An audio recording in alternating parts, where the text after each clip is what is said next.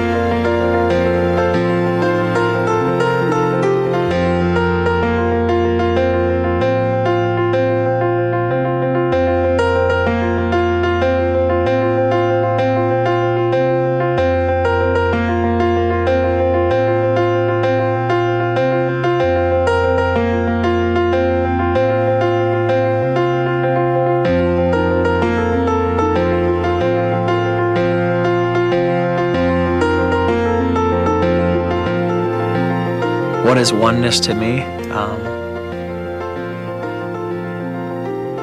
Helping one person at a time. Be a daily joy spreader. Smile at people when you see them. And each step you take, you can kind of make a big difference. There's a beautiful African word that's Ubuntu, which means I am because you are. Well, I think when you think of one, you think of unity. But for me, when I think of one, the image really of diversity comes to mind.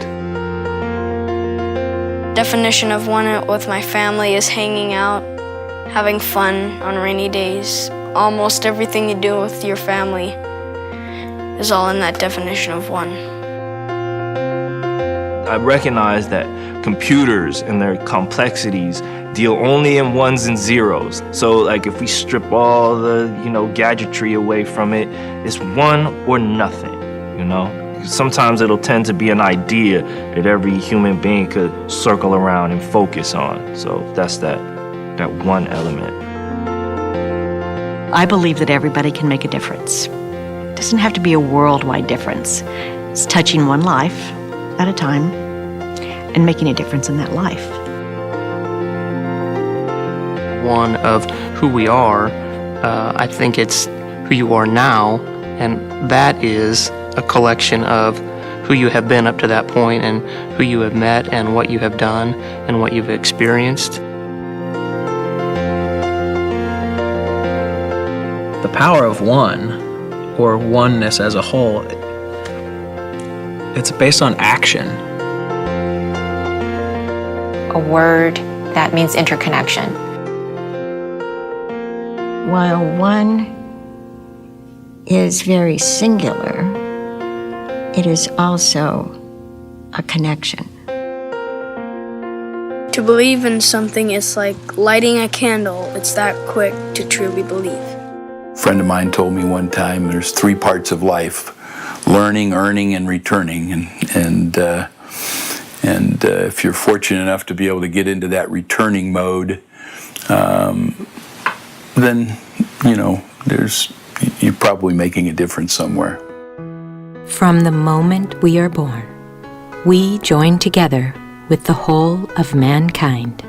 And with each day, we are given an extraordinary opportunity to impact.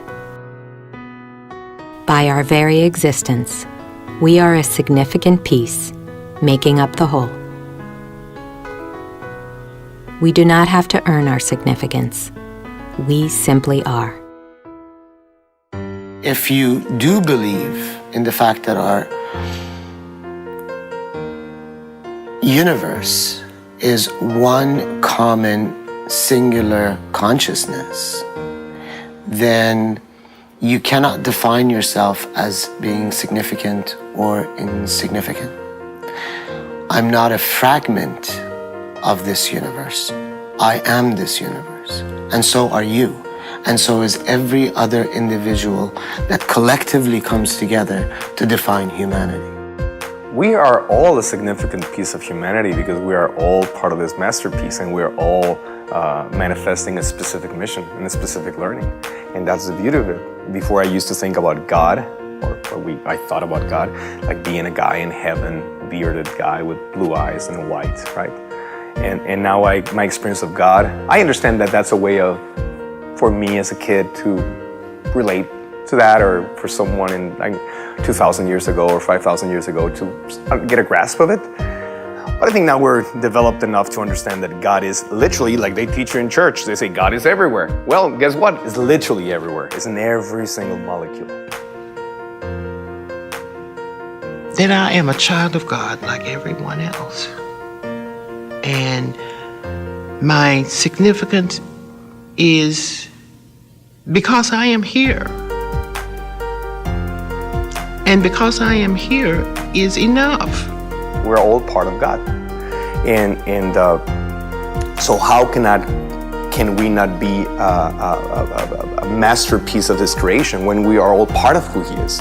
And when we are all in development, learning our lessons, and with a very specific mission that we come with the opportunity, if we choose to manifest.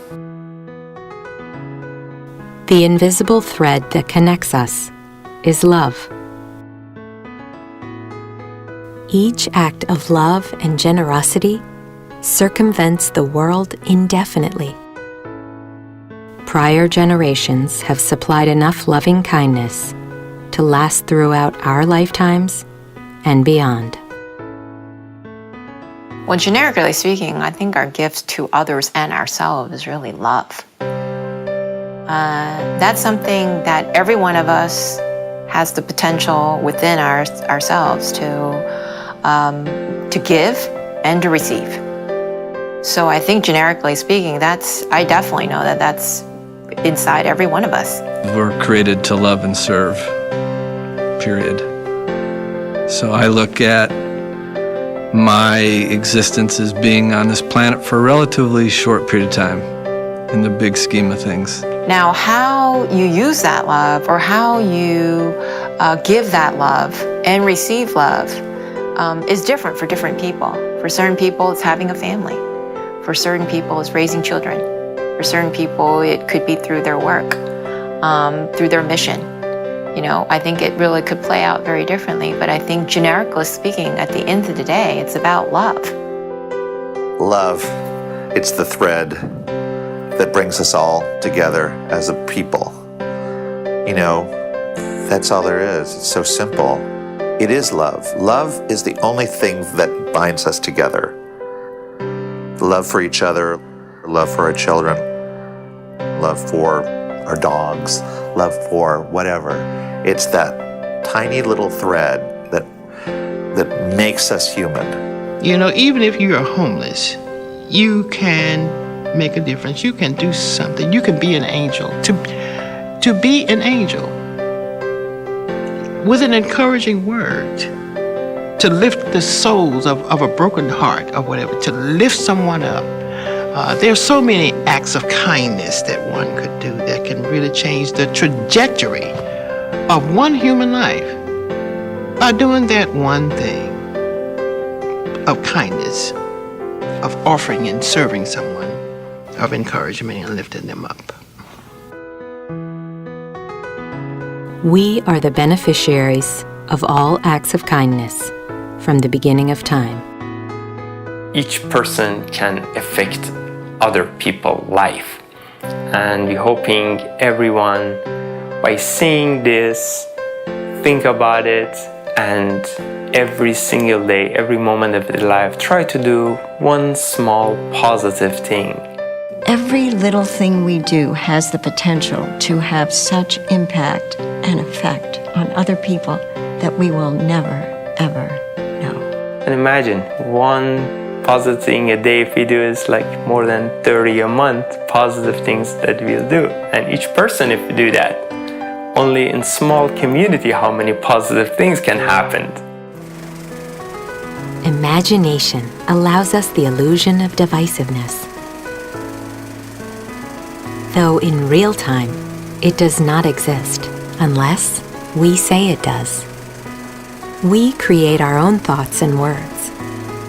However, that does not supersede the truth or wisdom that innately guides us. The only boundaries that exist are the ones we create in our mind. I think the separateness of human beings is a learned experience. The basic innate nature of human beings is to cooperate and love each other. And we teach our children hatred, and we shouldn't. We should be teaching themselves love.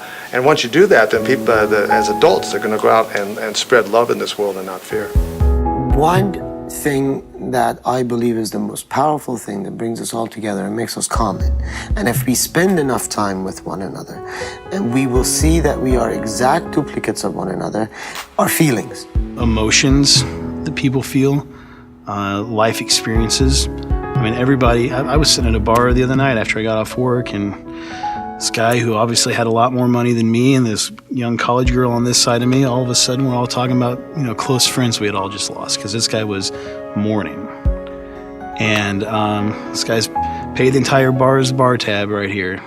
And, I've had $50 in my pocket from a horrible shift, and this girl who was probably living on student loans, but in that drunken haze of this guy, I was totally sober, I just gotten off work, but like the three of us connected. I mean, there was head shaking, and it's like, I know how you feel. I've been there, done that. So commonality is definitely life experiences and the emotions that go with it. And I think that those experiences are what could possibly, maybe bring some people together. No matter where we come from, no matter how old we are, no matter what our physical attributes are, our thoughts may be different. We may be looking at the same thing and see different things. We may read something and interpret it different ways. But our feelings are the same.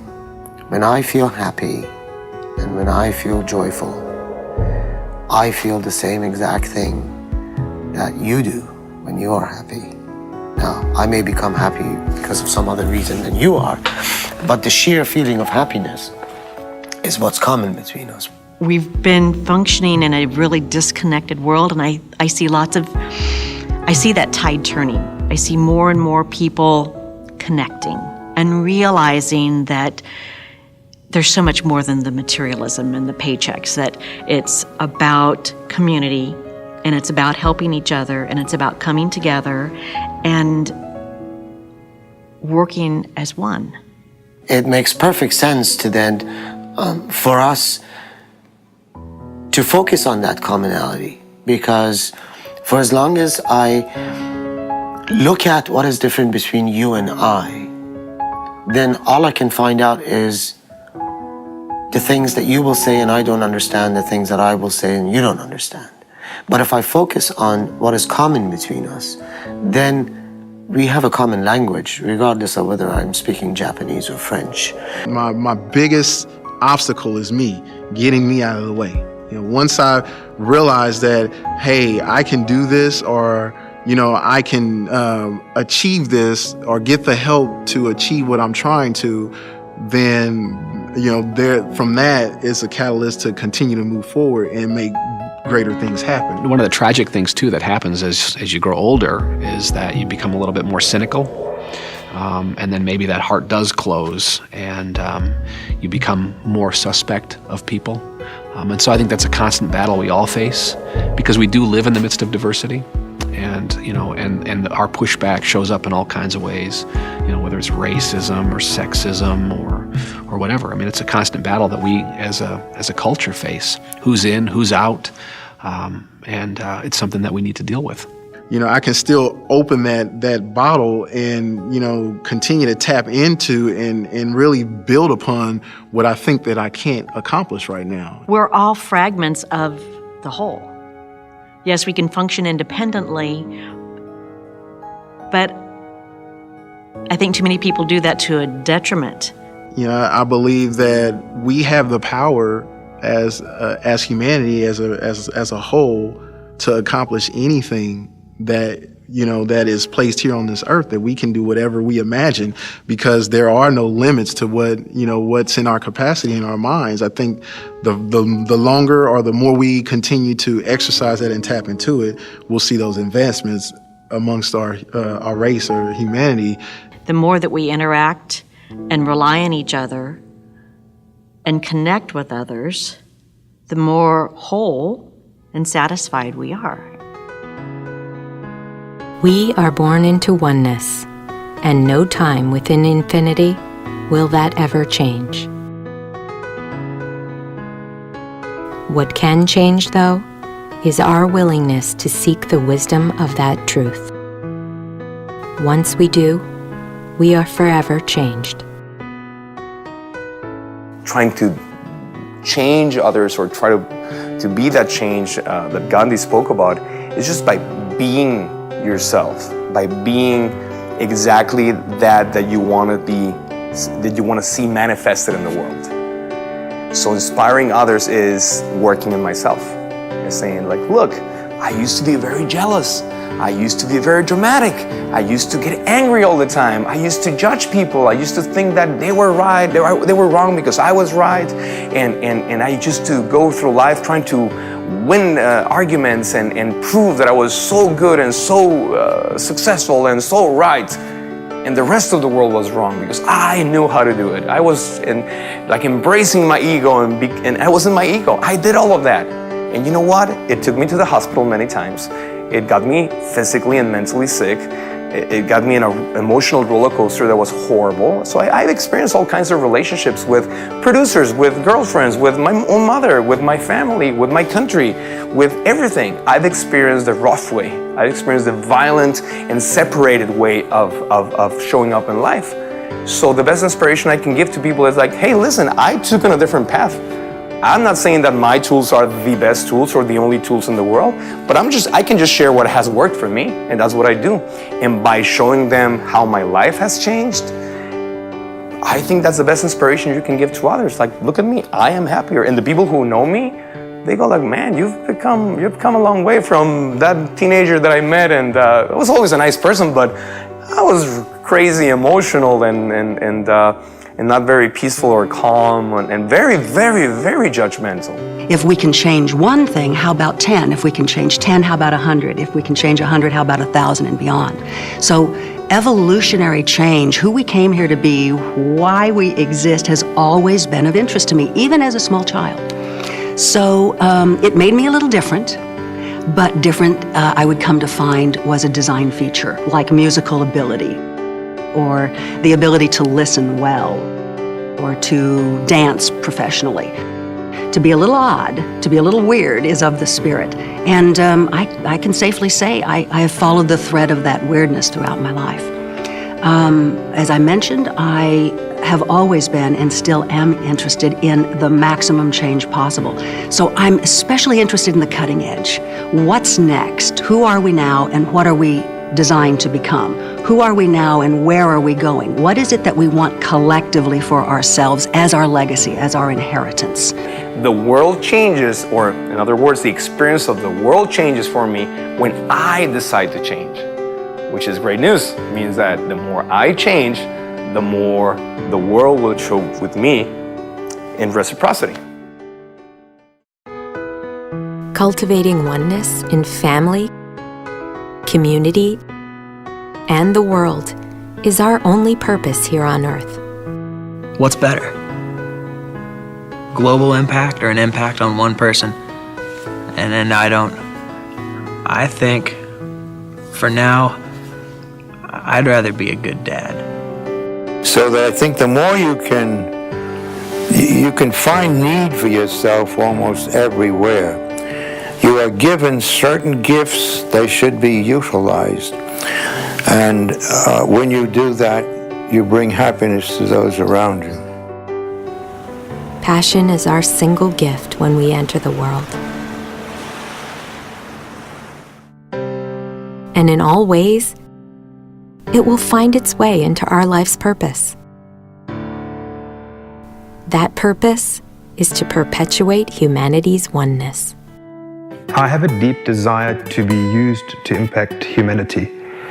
And I believe that as a man, as the head of a family, as the head of this community, by being submissive to the structures in Swaziland, by being answerable and obedient to the calling I believe we've received as an organization, I believe we have been used to impact this community.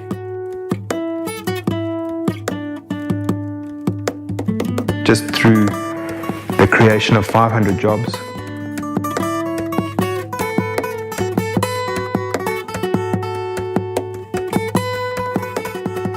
through rescuing 340 children from unimaginable situations and conditions in their communities. I believe we are making a difference, and a significant difference.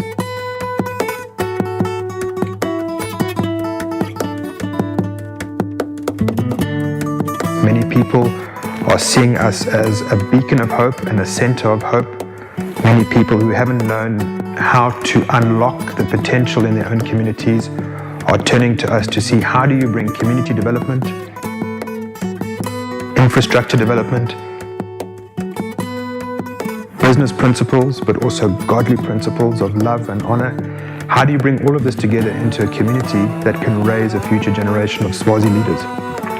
And 7 years into this process now, we can really see the fruit of this process, and people are looking to us. So yes, we've got a direct impact on our small community around us, but I do believe we've got a global message that it is possible for a group of believers and Christians and people with passion to create a role model for other communities, and particularly in Africa. And the magic is that we are all raised with different gifts in our hearts and different urgencies in our hearts that I believe are given to you by the universe or by God. And so we cannot do everything, but we can tackle different aspects of the oneness. And when you feel that in your heart, that's exactly what you should follow. So some people have the passion for saving the Amazon, and some others like me have the passion for animals and for kids, and some others have the passion for education and opening libraries or doing documentaries, and I think that's all great, because then we can all manifest and be that change that Gandhi spoke about so much, be the change that you want to see in the world. If we all do our little part, then we can all build a higher level of consciousness and really evolve. As we coexist on Earth, our gift of giving love and receiving love expands in proportion to our ability to connect. With each physical touch, the transfer of love expands exponentially. Everything is all connected, so it's not one is not just a nice woo-woo concept to put out there. It's a reality. And when I learned that every single molecule is alive and every single piece of the creation is alive and that it's all connected and the whole universe is connected, and the more I see life and information with this idea that we are all connected, the more I really understand what one means. And and that's all it is. So now I try to live my life with that awareness, understanding that every single decision that I make is going to affect me when it comes back, but it's going to affect a lot of other living beings on the way there. So one for me is just the absolute and total connection that we have with our mind, our body, our spirit, the animals, the plants, the ocean, the environment, the universe, the galaxy, everything. Everything is one. One, to me, is one with the planet. I always think in global terms, if we are one with the planet, then we can coexist in some kind of harmony. That's my bigger definition probably of one. We are one. We are all part of the same thing. I mean, if the world goes, we go with it. So we are one people. We are all united in the fact that we want to exist. That's global. I think also maybe one with, I think that would probably be it. One with the world. There's only two forces in life, and that's love and fear. You can live striving for this love and doing everything based on love. But unfortunately, there's that other force, fear, which really drives much of what we do. And so I define success with what difference can I make today in the moment with the people I'm around, with the things that I do, with situations I find myself in. And to the extent that you can make a difference in that moment, then you're successful. There are no limits to the abundance of love, as it circles our world at an unstoppable speed. Intellect is a wonderful thing, but the experiences of that which we are always higher than intellect can go. And my favorite way to demonstrate that is to ask the question, have you ever felt loved? Most people will say yes, of course they felt loved. Have you personally ever loved? And most people will say yes. Prove it. You can't. And we can talk all day about love. We can ratify it. We can, talk very similarly about it. You and I can have a tremendous conversation about how we know love, because we do. But it's much higher than the intellect can possibly understand. So again, in terms of evolution, it's time for us to put understanding over here and let it serve as the analyzer, right? As the categorizer, and let ourselves blossom into the much higher frequencies of love, peace, bliss, enlightened awareness. They're all higher than intellect can understand. You can't understand a miracle. You can't understand infinity. You can't understand that you are that which is. But you can feel it, you can be it, you can experience it, you can know it, and you can have it. The idea of helping each other with love and tenderness is inside of each of us. We want to do it. We find it sometimes difficult to find the means to do it. But I think if each one of us tries to make it the better world, the 10 Commandments, loving your neighbor as yourself, we're on the right track. We are here to caretake and to be taken care of simultaneously, which is referred to as the circle of love. Each moment opens up the possibility to both receive and, at the same time, give back to the circle of love. This life here, there is something greater and beyond what we can see in this life. And I think it's important for us to learn to help and serve each other, to love each other, to build each other up. That's one of the things that in my life that I needed the most, was someone to come behind me, and even when I fail, to say, hey, you can get up, you can keep going. This is how you do it, or this is what I can do to help you, and this is how we continue down this path. I've traveled a lot, and I've seen through so many cultures that we are all one.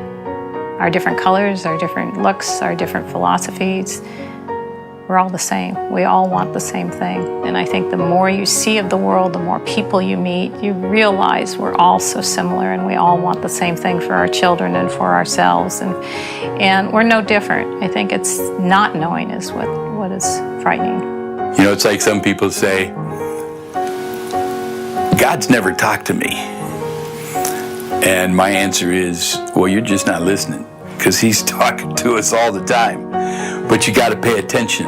And it's, you know, it's the same thing with these dropping breadcrumbs. If you're not paying attention, you'll miss a ton of opportunities.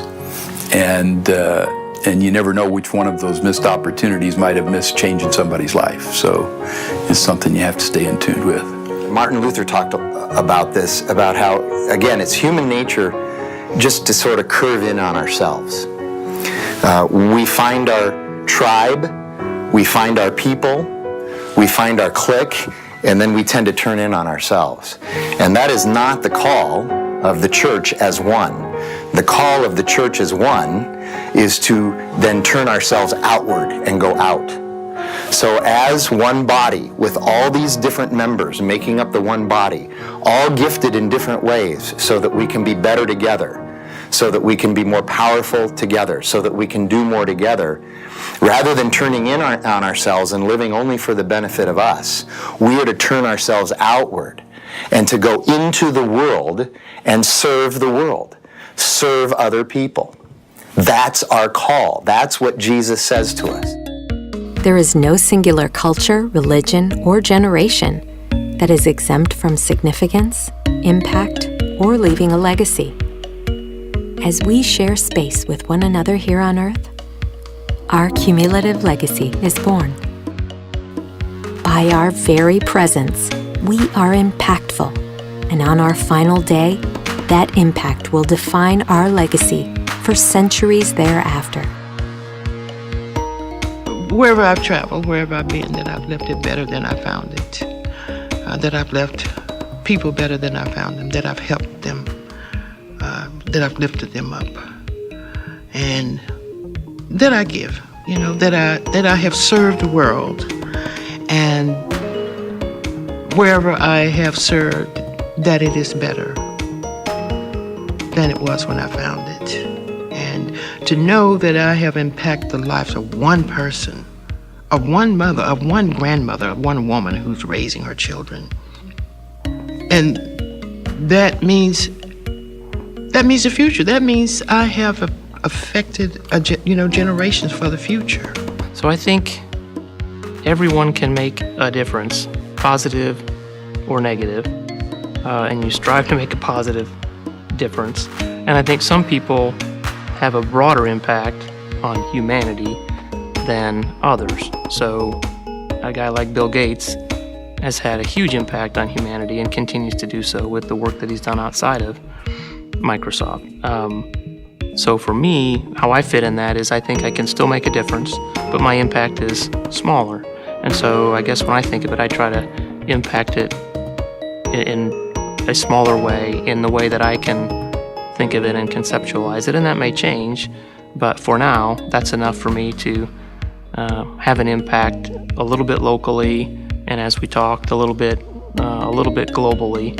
So I think you can have an impact, and I think the older I've gotten, the more I've thought about how you make that impact, how you pick where you want to put your resources, put your time, put your efforts.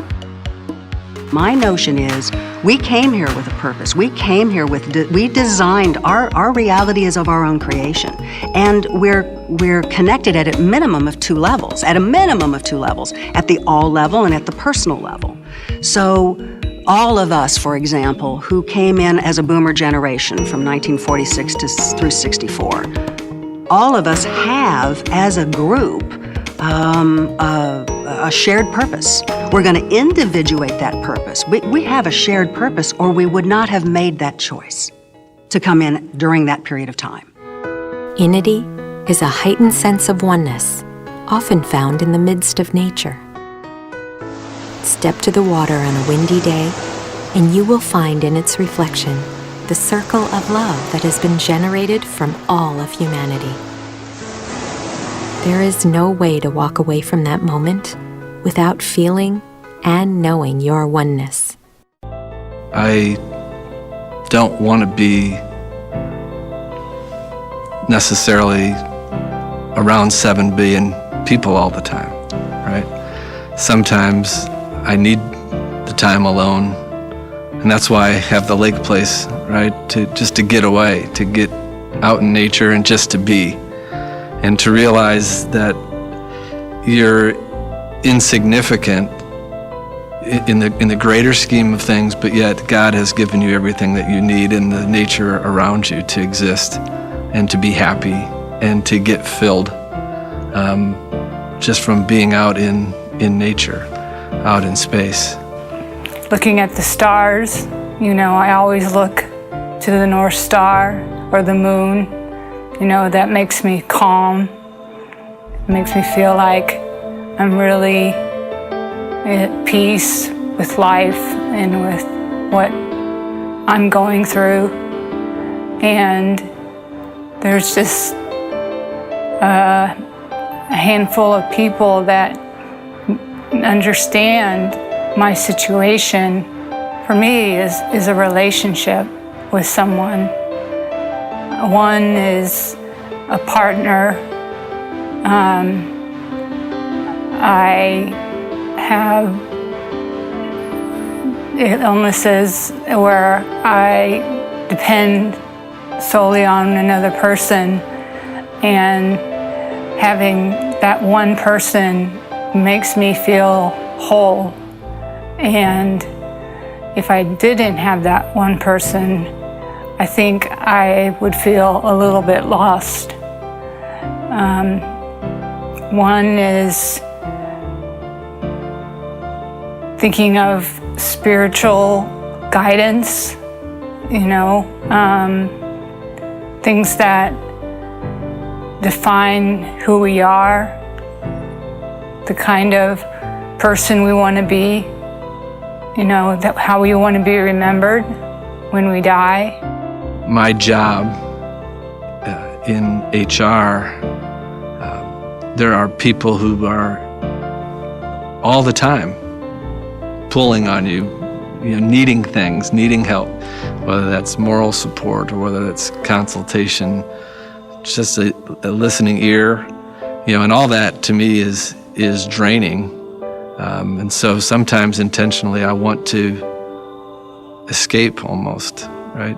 To be one for that period of time. But I understand that I've been blessed beyond measure, and with that is a responsibility to give back to the community, right? To provide for others that are less fortunate.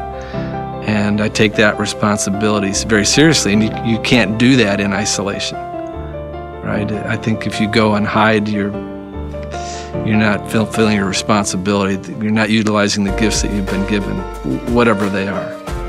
Our natural tendency is to leave good works in our pathways. One little life in the vastness of 7 billion people, it means everything. Because one person, and let's say I'm that one person, and my mission this year, as 5 years ago was, to sponsor children in an orphanage in Nawansega and one in Uganda. One person sponsoring orphan children and widows in Kenya could make a difference in their lives. So every 3 to 5 years, you could say, let's raise whatever we're going to raise and let's help the global community. Oneness within humanity is. I got lucky in college. I had a opportunity to do this program called Semester at Sea, and it's where you hop on a boat with 400 other college kids and travel the world and see different parts of it. That was my first real experience with humanity in a global sense. But I found a lot about myself. I learned a lot about myself. I learned a lot about humanity as a whole. I learned that we were at the top of this place called the Troco Gorge in Taiwan. The #1 communication tool that we had was laughter. And I thought that is the international language. And when you're 21 and you're silly, I think like we got away more with like laughter and handstands than we did anything. We would do a handstand and make someone laugh and they'd give us like a free cab ride, you know, or whatever it would be. In the most intense situations, and we would turn to laughter. And I think that is the secret to humanity. I mean, I think that is really it. When you can, we take life so seriously. If I could change the world,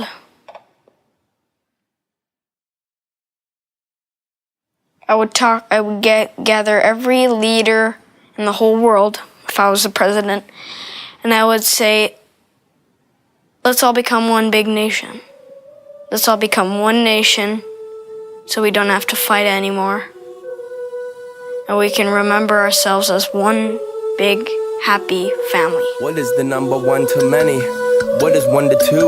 The power of one is that it can represent both. One group, two people in love under one roof.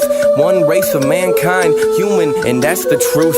They often title people, that's one word, all equal. The reason behind the beautiful painting hanging on Mother Earth easel that's covered with many colors. Working to help each other paint a bigger picture covered with my sisters and brothers. See, this is a generation brought up with teachings of changes and freedom and innovation. They feed us this education. What if God was Earth? It gives life and it takes it too. Then we're living on the proof, and I'm not that different from you. We all grow off a family tree. Put your roots where the share the same ground as me. We are one. We are one. We are one. We are one. Human is the only race that I've seen. One. If I were trying to figure out what my personal contribution to humanity was, I would just say a positive legacy, and no matter what it is you choose to do. My legacy would be to help other people become empowered, help them to become resourceful, help them to have a better financial livelihood, because the accountant side says that nobody should suffer. To help them leave something, my legacy is to help them leave a legacy. There's an awesome responsibility for being a human being, and the responsibility is you do leave a legacy, but you just don't know what it is. Hopefully, if I do leave any kind of a legacy, I hope it's positive.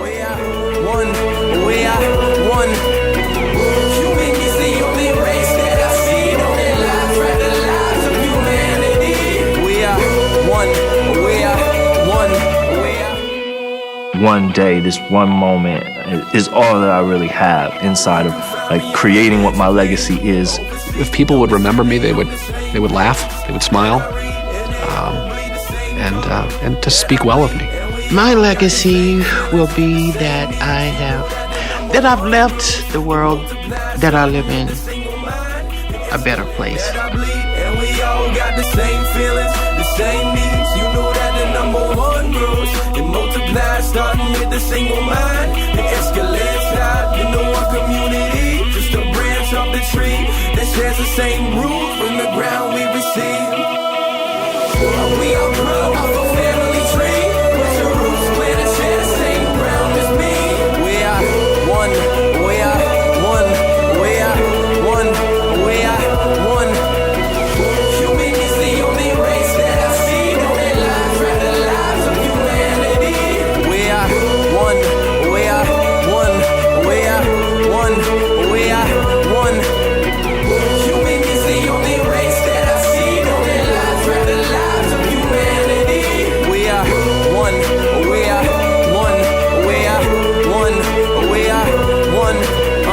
I'm not the first to discover that this equality number can group us all up forever. Everyone working together, you'll see wherever you go. They travel similar roads, value the path that they chose, watching their life slowly grow. We're meant to travel the distance it takes to change what was written. Why is the thought of erasing any line seen as forbidden? Take care of what we were given. My race ain't nothing but human, so turn your mind to a movement and move some minds where we're moving. We all grow off a family tree. Put your roots where they share the same ground as me. We are one. We are one.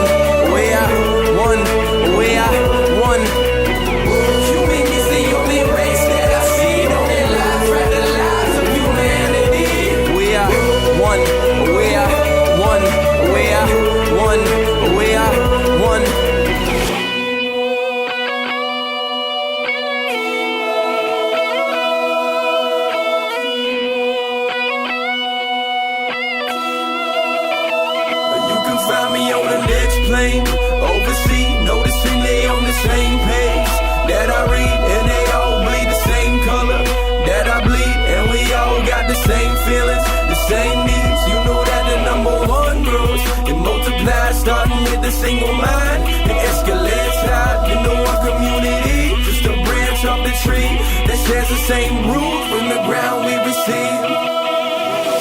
We all grow off a family tree. Put your roots planted, share the same ground as me. We are one, we are one, we are one, we are one. Human is the only race that I've seen on their lives, right, the lives of humanity. We are one, we are one, we are one, we are one.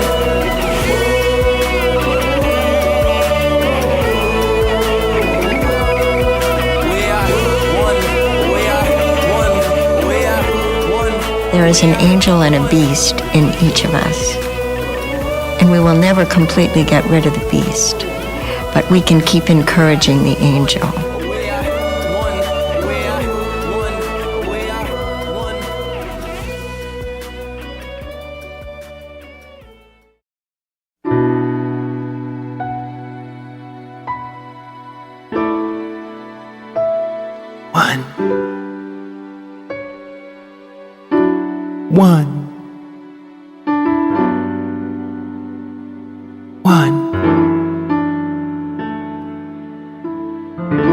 That's where the power is. That's where it lies. It only takes one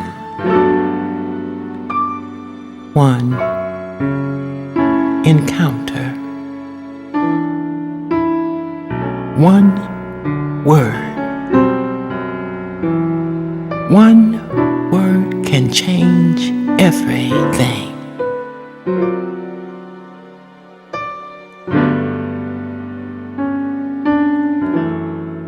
And the direction you will go, trust. One word. Believe. One word. Love. One word. Fear. One word. Hate. One word. Rage. One word. Compassion. One word.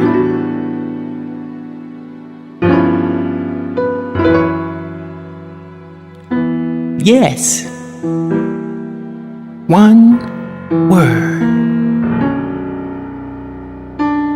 No. One word.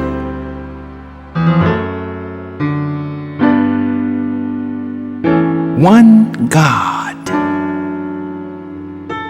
One life force. One source. One decision away from your destiny. One is the beginning and the end. You start with one. You can only end with one. One is all of the numbers. Each number is only one number.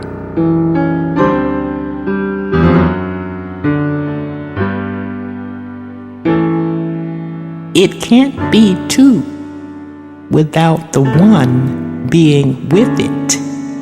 One is connected with every number that follows it. And it cannot be what it is without the one being with it to make it what it is. Think about that. Imagine a world where everyone was on one accord. Imagine a community, a household, a mother and a father, teachers, preachers, leaders,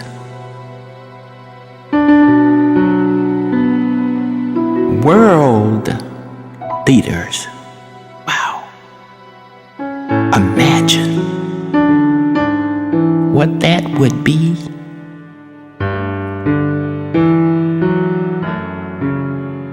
For the children, if every one of the leaders of the world were on one accord. My God. There would be no war. There would be commerce and sharing of knowledge and resources. Wow. Imagine the creativity that would come out of an environment like that. If we all cared about the same things, if we all cared about the children, all of them,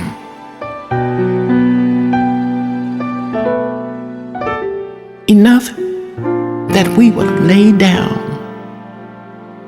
the weapons and turn away from that.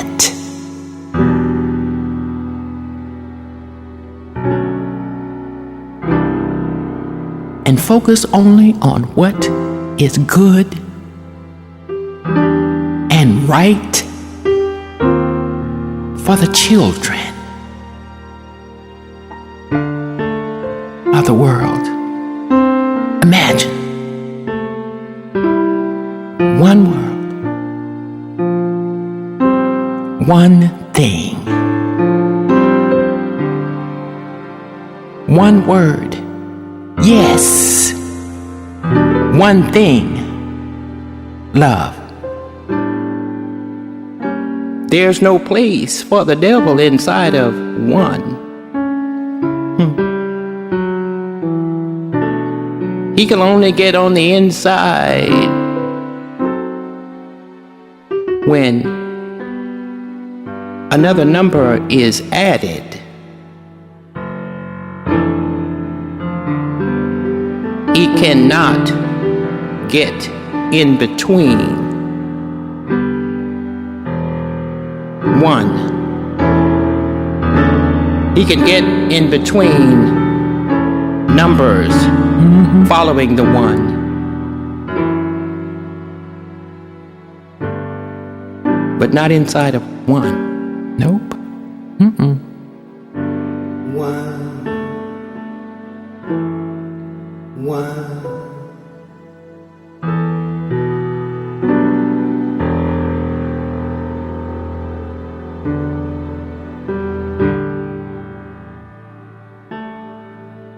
It don't